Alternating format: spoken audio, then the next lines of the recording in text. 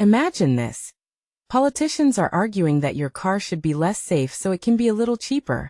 That's the heart of a heated debate now unfolding in Washington. And it could shape what features your next car does, or doesn't have. What's happening in Congress? For the first time since the 2008 financial crisis, top leaders from the big three automakers are preparing to testify before Congress about why new cars have become so expensive, and what should be done about it.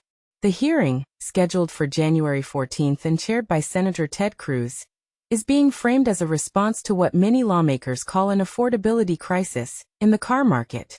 Tesla won't be sending Elon Musk himself, but its Vice President Lars Moravy will appear alongside executives from General Motors, Ford, and Stellantis to defend their pricing and technology decisions. The big question: are safety features to blame? Here's where it gets controversial. Some Republicans and industry lobbying groups are arguing that rolling back certain safety regulations is the key to making cars cheaper. They suggest that modern tech like automatic emergency braking, AEB, and rear seat occupant alert systems might be driving up vehicle prices without delivering benefits that justify the extra cost. But this raises a tough question.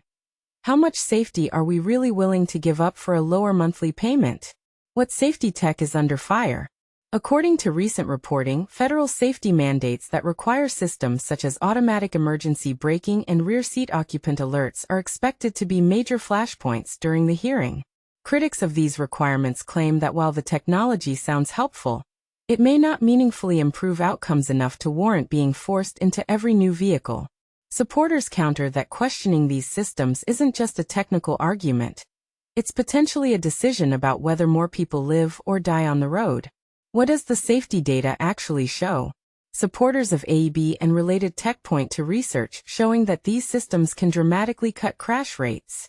For example, studies from the Insurance Institute for Highway Safety, IIHS, have found that automatic emergency braking can reduce certain types of crashes by up to about half compared with cars that don't have it. In everyday driving, where many people are distracted by phones, touchscreens, navigation, or even conversations, these systems can react faster than human reflexes, stepping in to brake or warn the driver before a collision happens. Why regulation matters for who gets protection. One key argument from safety advocates is that regulation is often the only way to ensure these technologies don't remain exclusive to high-end models. Left purely to the market, advanced features tend to show up first, and sometimes only, on more expensive trims and luxury cars.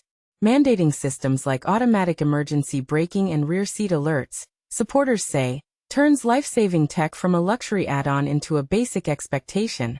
Similar to how seat belts and airbags became standard. What do these systems really cost? Opponents sometimes paint modern safety tech as extremely expensive, but public regulatory estimates suggest the added cost per vehicle is relatively modest. Federal safety officials have estimated that installing forward collision warning and automatic emergency braking on a heavy vehicle could add up to around a few $100s, roughly in the low hundreds, at the consumer level. Rear seat occupant alerts, which help prevent children or other passengers from being left behind accidentally, tend to be even cheaper to implement. For smaller passenger cars, the cost impact is likely lower still, in part because components are shared across many models and produced at scale.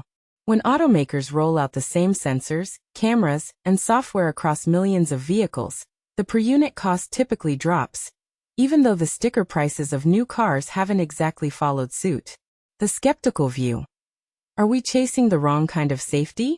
Lawmakers who are wary of today's tech-driven safety push argue that the most transformative advances, like seat belts, stronger vehicle structures, and basic crash engineering, were largely achieved decades ago. From their perspective, modern electronics and driver assistance systems offer only incremental benefits compared with their costs, and may add complexity that can fail, confuse drivers, or be costly to repair. Some even question whether mandating every new gadget is really smarter than focusing on driver education, road design, or enforcing existing traffic laws. And this is the part most people miss.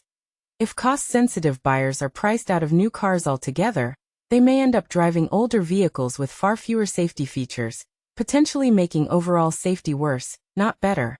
The core dilemma: Safety versus affordability. Right now, the central issue is stark.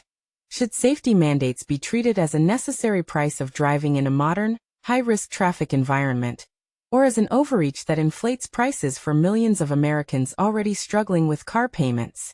On January 14th, the auto executives will be pressed to explain whether they support maintaining, expanding, or rolling back these rules, and whether they believe the trade-off leans more toward protecting wallets or protecting lives. Here's the question for you. Do you think it's acceptable to weaken or slow down safety requirements if it makes new cars more affordable? Or should certain life-saving technologies be non-negotiable, even if they add a few $100s to the price? Which side are you on and why?